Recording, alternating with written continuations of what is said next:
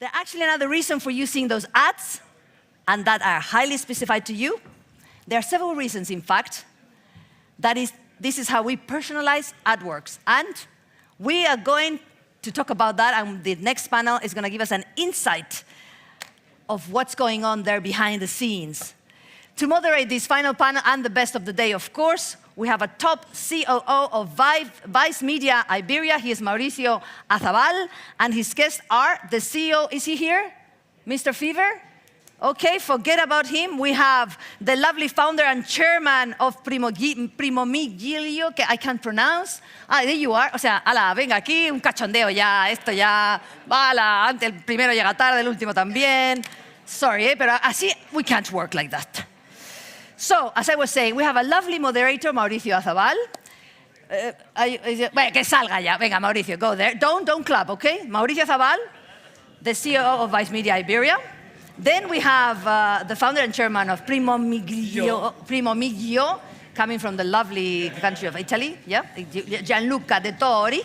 Then we have the co-founder of CTAC, Jorge Pollatos. Yes, he is. Lovely, Jorge. Then we have Álvaro. Álvaro is here. Álvaro. Ignacio, nada, da igual. Ignacio Bachiller, the CEO of Fever. Anyone else? Fever Labs? There they are. Okay, don't repeat their names, please, okay? Do you know who they are? Yes? Well, you can repeat otherwise. Do you know who they are? Do you know the, okay? Javier Pollatos, raise your hand. Javier. Jorge, estoy yo buena. Jorge, Mauricio, Gianluca, Javier. No, Ignacio. Ah, it's been a long day. You can introduce yourself, guys. Just look at the name tags. I think we'll get through it. They're going to tell us about this stalking and these personalized ads and etc. All yours, Mauricio. Now, a round of applause for our panel. Thank you. So, guys, thank you so much for being here. We have a great group of people to talk about hyper-targeting in both content and ads. I wanted to kick it off real quickly, talking about Vice Media. There are two pillars of our success. Basically, the first one being truth. When you're giving content to this new generations, you have, in this post-truth era, you have to be credible and reliable. And the second one is relevance. As our media empire builds and we get larger audiences, it is critical for us to be able to select what content goes to which profiles, So that's something that we've been working on. And looking a little bit into preparing this panel, and with the guests we have here today, I was, we don't, as a media group, we don't go so much into detail like they might. So I really wanted to kick this off by asking them at a personal level from their companies, how are they working with hyper-targeting? And, or what is their vision in case of Gianluca, for example, just to kick it off with you, who's in the investment part, how is he seeing this new trend or this activity? Well, thank you. I don't know if this is working, if you can hear me. And hello. Yeah, so just to clarify what I do, I'm a venture capitalist, so we invest seed to early stage. So typically our job is kind of like to invest now in companies that will be big in the range of the next 10 years. So let's say if you were asking me these questions about 10 years ago, when the social media was starting, in those times it was all about fundamentally, hyper-targeting was fundamentally in kind of like, you had for example, for advertising, you had a campaign idea, and you would make kind of like 1,000 different campaigns on the same concept, targeting specific segments in the social media with tailored campaigns that adapt to their the way they are. Of course, this is 10 years ago. This is kind of like old now. Right now, what we see in trends, I think the main trend that we see now is the use of machine learning and artificial intelligence. So somehow machines listening and getting data, understanding what's somehow happening behind the data, and therefore optimizing what they're doing, optimizing the ads, optimizing the campaigns, and making sure that you can reach the best possible results. Just to give you an example, for example, we have in our portfolio a company called Transactionale. They are a marketplace for lead generation of e-commerce websites. Okay. And fundamentally, they use artificial intelligence to match the best ad at that point in time with that specific user. And through these artificial intelligence algorithms, they can achieve like a 30% better results in terms of conversion rates than Google or Facebook. So they can even target at a higher level than the Google Ads, for example. And of course, they need to have rich data in order to do that, and they're able to do that exactly because they have the rich data. They have fundamentally they target the transactional moment, so they know who is buying, where is he buying, at what time during the day, what kind of good it's buying, from what store, if it's a woman, of course, if it's a man, all of this kind of data is there, and they use this data to fundamentally, out of thousands of different campaigns, to pick up the best one, and through that they achieve, for example, in email, when they send an email, they have an open rate of 60%. So now the users are they receive a lot of spam, and email has been, a media that used to be kind of dead 10 years ago. They can achieve this kind of results. For example, on banners, they can achieve something like a 30% click rate, which is pretty high. Yes. And of course, that's the power of hyper-targeting. Well, so it's working clearly. And on to you, Jorge, because you're a little bit in quite a lot in this business, actually. How do you see it? Yeah, we do advertising, and we do hyper-targeted advertising, so I think it's kind of the right panel. You're the right stage, yeah. In our case, it's mostly contextual, so we analyze the content to deliver ads that are very related to the content that you're reading, so that the advertiser is very relevant, and that we avoid mistakes like showing a brand in a terrorist attack, ensuring that brand safety is very important. So I'm very pro-data. I believe that machines are here to help humans.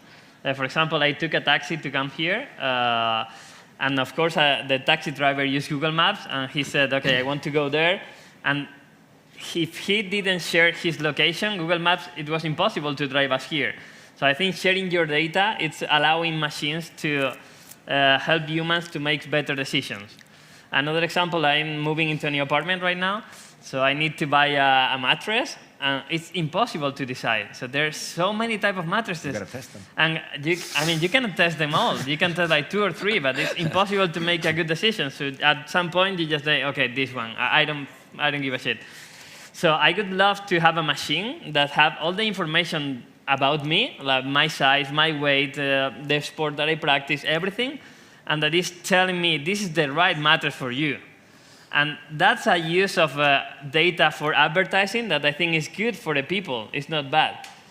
So I'm just being a little bit controversial because I think some people are not happy about sharing their data. I think it's for the good. We just need to make sure that it's used in the right way. That will lead us to our next question. I wanted to ask Ignacio a little bit about the role of hyper-targeting in Fever. We pretty much share the same consumer base, young people, plans going out, so on and so forth. So what's your vision on that? Yes, I think, well, first of all, in the context of Vice and Fever, so we're an entertainment discovery platform. We also own media in all the cities we're in. Probably most of you know Madrid Secreto here in Madrid.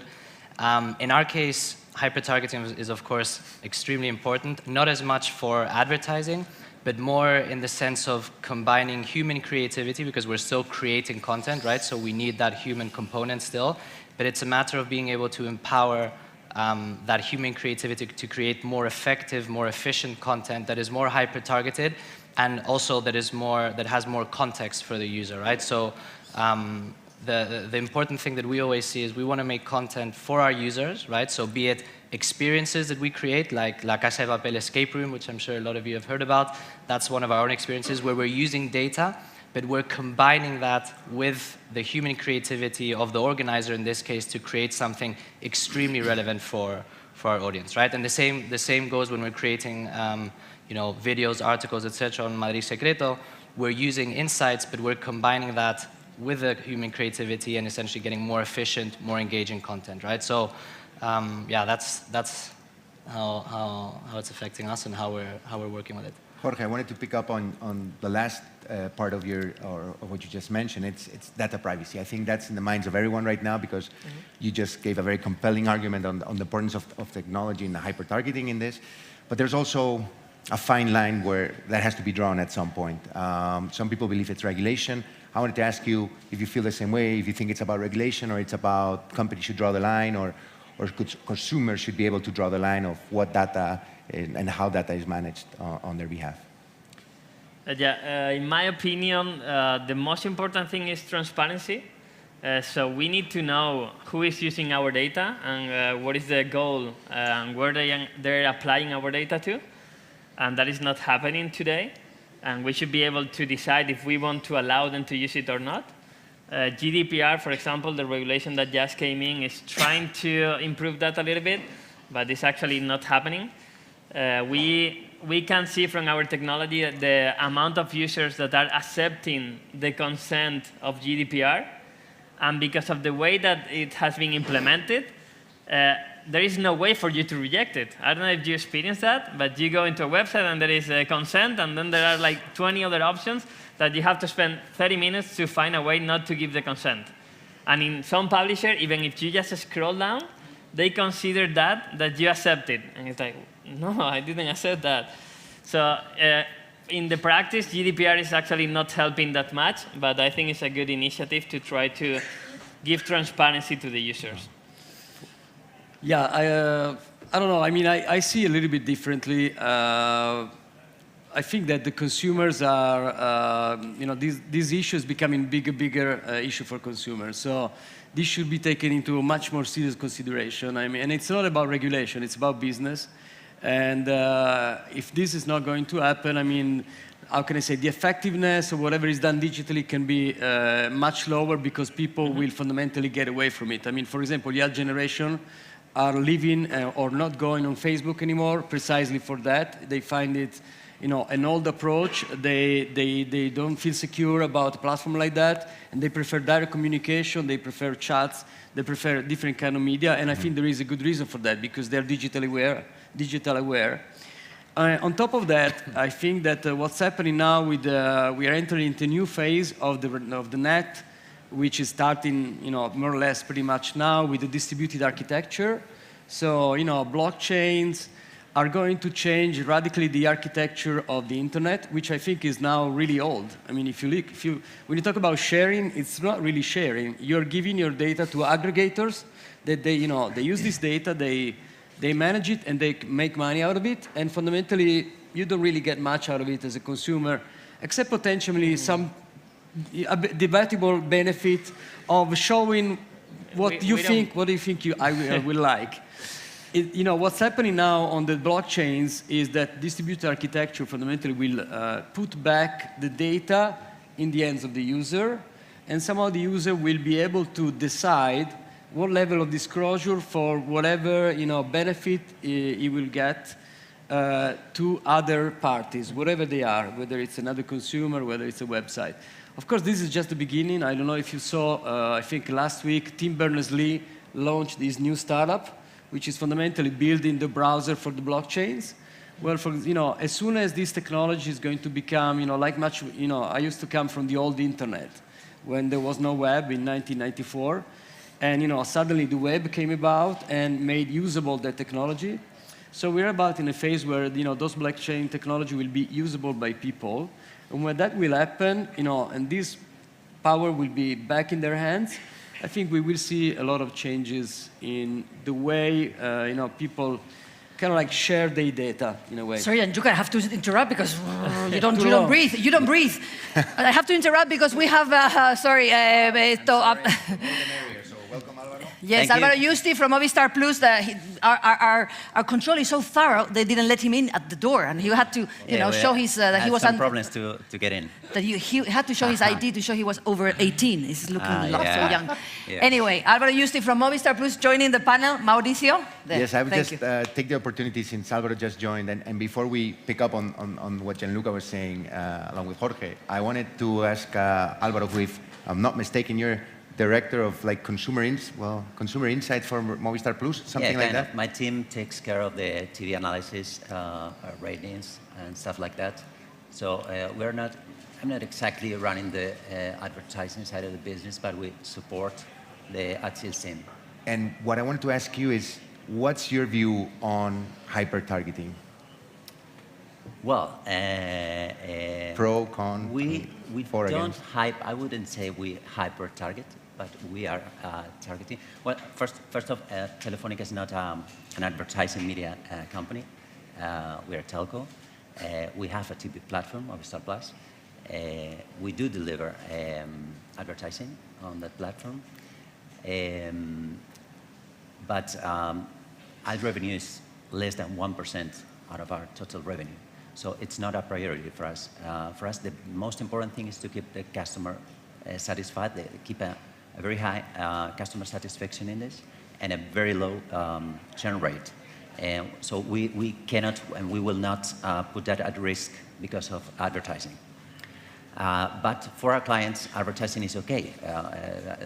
It's fine. The problem is an excess of advertising. So we try to keep a tidy and cluttered environment surrounding our content. And nicely integrated ads along with the content. And targeting. We try to target, we try to deliver the right ad to the right people. And the key thing for doing that is that we don't have viewers like other TVs. We have clients. We know a lot of information about them. So we are using those data to target them, but not on a personal way, not one by one. Yeah. We don't use customer data for one-to-one marketing. Yeah, commercial purposes. We use individual data for instance, feeding powerful recommendation engine because that allows the client to discover new content they may enjoy. But when it comes down to advertising, we are pretty cautious not to how can I put it, not to disturb the client. Obviously. So we know all their behavior, all the TV consumption. We create clusters, groups out of them. So we are serving a certain creative or a certain ad of a certain category to a whole group.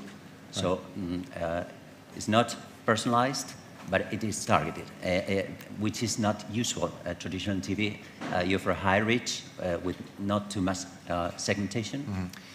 And though it's not our priority, we are this seems being effective.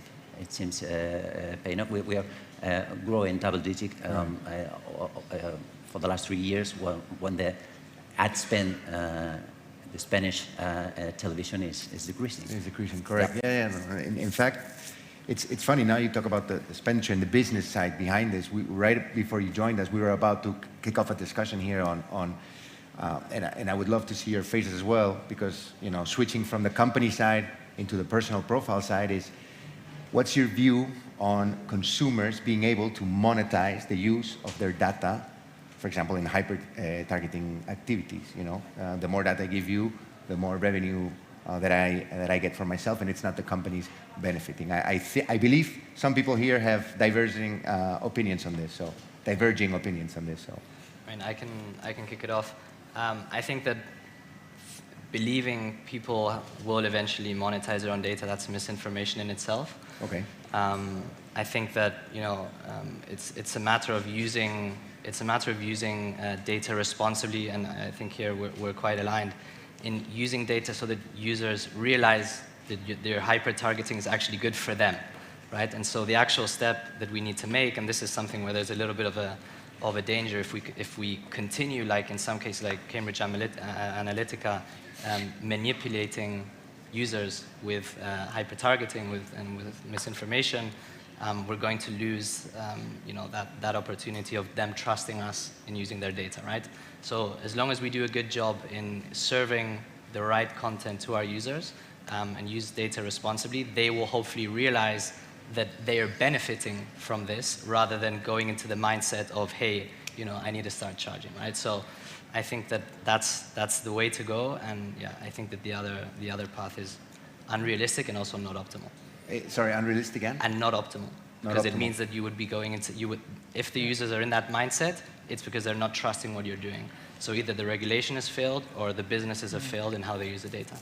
Gianluca. It's exactly what I'm saying. I mean, I think users are starting not to trust the usage of data exactly because of problems in that, and those problems are growing, and they're growing on the top of mind of consumers. And again, I'm one of those people that think that distributed, the old way of looking at the internet as a centralized technology is fundamentally broken, and it's not, it's not going to last very long. So in the next 20 years, the internet will be moving to distributed architectures. In those distributed architectures, trust is built into the system, and fundamentally, and the power of, let's say, using that is fundamentally in the end of the user. So fundamentally, this is why I think there's going to be, in the next 10 to 20 years, a shift into that. And again, when we say monetizing, doesn't necessarily mean that you're making money out of your data, but it means that fundamentally you are in control, granularity, with the high granularity exactly of, you are empowered by, about your own data. That's at least what I see when, we see a lot of blockchain applications right now in our business plans that come to our office. We see a lot of, distributed architecture, business plans, ICOs, and these kind of things. Well, in that, and this is kind of like where the technology is going.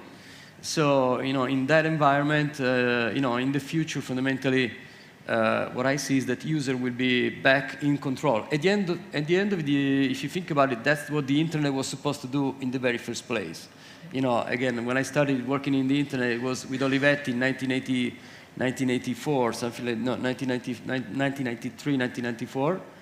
And that was the vision that there were at the time on the net, on the internet, when the web came, that, it was something that would have democratized information and so on and so forth. Now we see exactly how, yes, there are devices of the world, and we love those devices, then they exist, but at the end of it, there is a big power, centralization of power into the hands of very few people. I mean, Alibaba and Amazon control the shopping data of the world.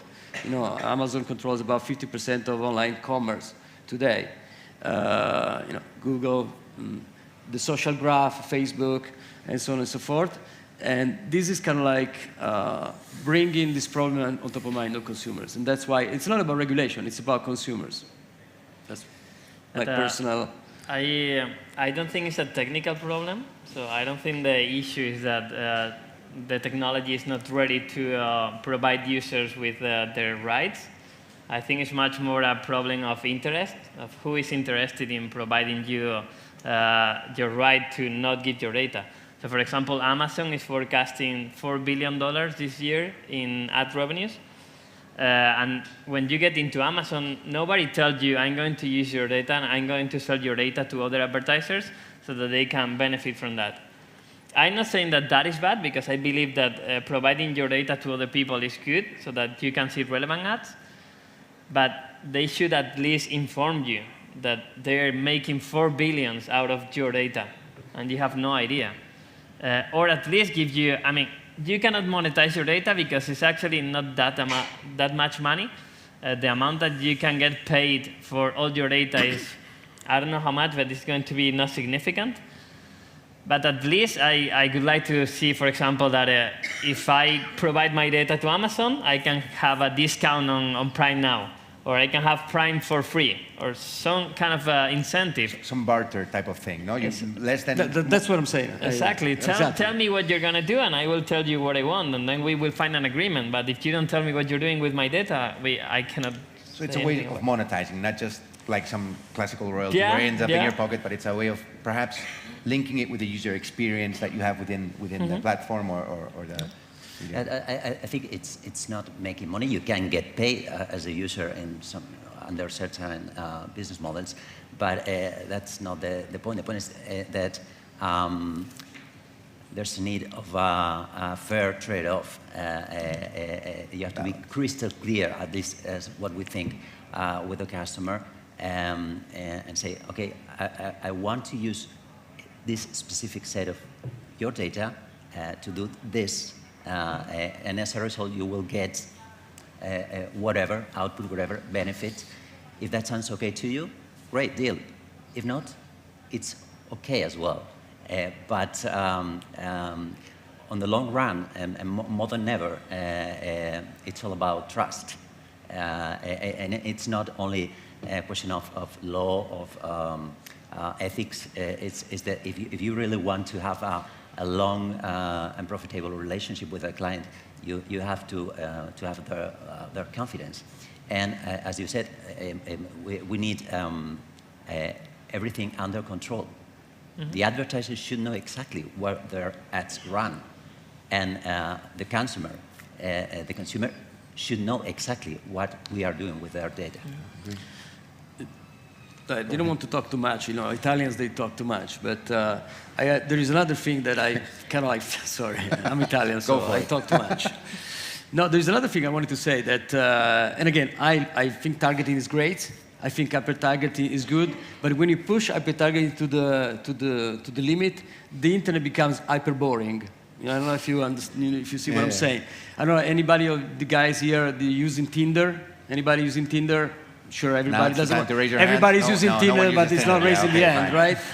Well, well, I don't use Tinder, but many years ago there were other kinds of sites called, Match.com, for example, and on those sites, when the platform starts to learn about your habits, right?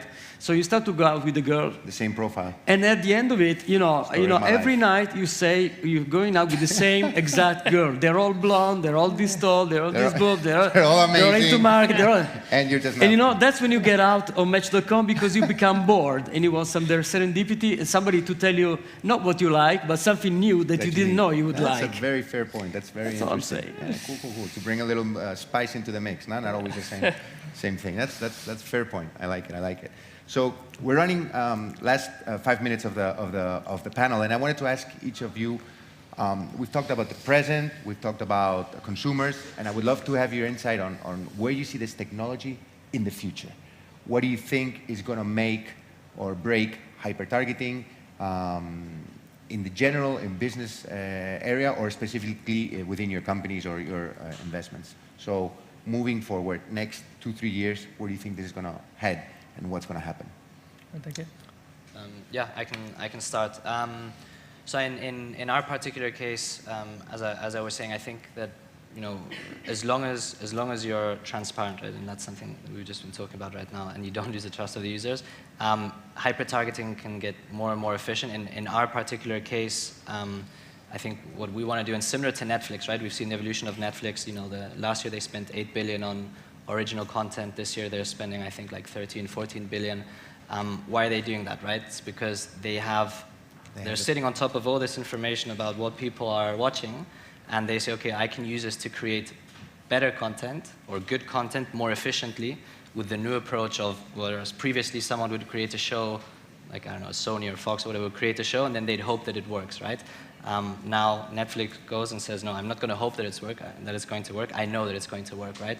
So in our case, particularly in experiences, and that's why we started creating Fever Originals, which are experiences where we identify what people want to do and we identify gaps in supply, and we know that we're going to be much more efficient at helping our organizers in creating new, better, and more ambitious experiences, and therefore being able to raise the bar of what experiences there are actually in the city, right? So in our particular case, I think over the next 2-3 years, we're going to continue to disrupt the way that experiences are created, executed, and also delivered to the customers. I believe that machine learning is going to change the world in the next 50 years or even less. And the only way that machines can improve is by having more data. So if any of you know about machine learning, you need a huge training set to train the machine to make a better forecast. Mm-hmm. So only by providing a lot of data to machines, we will be able to have a world where machines are helpful. And for that, I think the challenge today is that we don't trust machines. But I think that at some point we will have like a little machine that we love. It's like our mother or our sister, and we're happy to provide all the data to that small machine. because we know that that is going to be kind of our best friend now. It's okay, don't worry. You're going to be okay. And that, I think that's going to improve a lot everyone's life. So I think data is going to keep growing, but for the better of the human being. And I don't know if I see myself walking home and hugging the refrigerator, but it could happen. You never know. Who knows? Alvaro.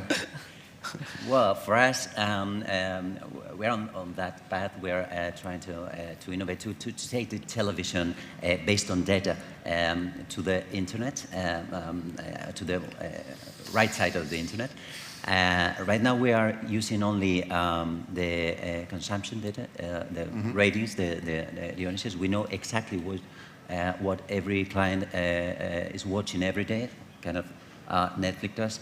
The return path data of our set-top boxes are sending each action constantly to us. We are collecting and managing like more than 100 million entries on our audiences database, which is big data.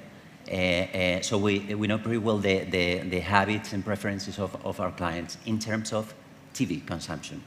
But we're being cautious. We still didn't make the decision to take the next step because we could collect also the web browsing, as we are providing our clients with a broadband access and the mobile access, and also with geolocation. So imagine those two data sets put together with a video consumption. It's a pretty good quality DMP. But again, we only want to do that when we find the right combination of technology, legal issues, the right products, and when we firmly believe that that mix, that use of all the data that we may have returns on a better experience on Movistar, then we will go for it, being absolutely transparent and confident. But we don't feel in a hurry. And look, we're out of time, but I think can we scrape 30 seconds for Gianluca? Sure, 30 seconds for Gianluca. Are you kidding me? You wish. Okay, no, 30 seconds for an Italian is a crazy. It's impossible. No, I mean, but I pretty 29. much told what I think. If you ask me tomorrow, for me, it's the next 10 to 20 years, and I think that we'll be moving to distributed architecture. In that scenario, each one of us will be issuing a cryptocurrency, so I will have my own crypto, the Tori coin, and I will be trading my attention, my time, my talent, whatever I know how to do on liquid markets. And therefore, hyper-targeting will be hyper-costly. I mean, you will be able to target me, I'll be very happy with it, but you need to reward my time, my attention, whatever I have. That's all. Wait. But we don't agree on that. If we love a machine... We can keep discussing for hours. We come and join you here because this is our last panel of the day. And as I told you, it was worth staying because it's been super interesting. A lot of controversy here. For at last some controversy. That's fantastic. That's good for the panel. Yeah, it's been a great panel, and because it's the last one, I just wrote a sentence for each one of them as a summary to remember. Well, for one, several. For Alvaro, one, because he arrived a bit later. But for some of them, there's more than one sentence. But Alvaro said it's everything about trust. It's all about trust. Yes, Ignacio said a lot of things, but he said, watch out for fever because we're going to disrupt the experiences in the future. Is that right? Then Jorge came along, gave us a lot of good ones. Apart from telling us he's a freak because he tries 3 or 4 mattresses before buying one. I mean, 3 or 4? Just 3 or 4? You say, oh my God, he's a total freak. Right? Sorry for your partner. But then he talked about something very, well, he agrees in sharing data to make our life easier, as long as there's transparency there. Yep. And then he just something weird about the little machine you hug and the mother and the sister. Like the Alexa or Echo. This guy we already needs have it at home. you have to take that medication, remember. Then Gianluca, the shy Italian, like usual. It took him a while to start. But he gave us this new concept of the hyper boring internet, which I love. Yeah, I'm gonna tell my kids. I don't know if I'm gonna try to convince them. Hyper boring, just read a book. And then he said monetizing means you are in control. That's another sentence he said, to monetize, be in control of your data, however you wanna interpret that. And our super moderator. He did a super job. He says he doesn't see himself hugging a fridge, but come on, let's face it, we've all done that. Either arriving early in the 6 in the morning. You never know. 6 in the morning. When you were Yeah. drunk last night, you cannot did it. Or in the middle of the summer, you open the fridge, there's no beer, and you find the last beer, cold beer, and you hug the fridge. And the beer. And the beer. We've all done it. So thank you to Mauricio, Gianluca, Jorge, Ignacio, and Alvaro. Super panel. Don't go. I'm going to say goodbye. And wait, because it's last one. So we've listened, we worked, and now we're ready to Beers. party. So let's party and see you tomorrow here at 10 o'clock. Bye-bye. And thank you to the technicians, Albert and his team. Without them, there's no magic. Thank you to the technicians.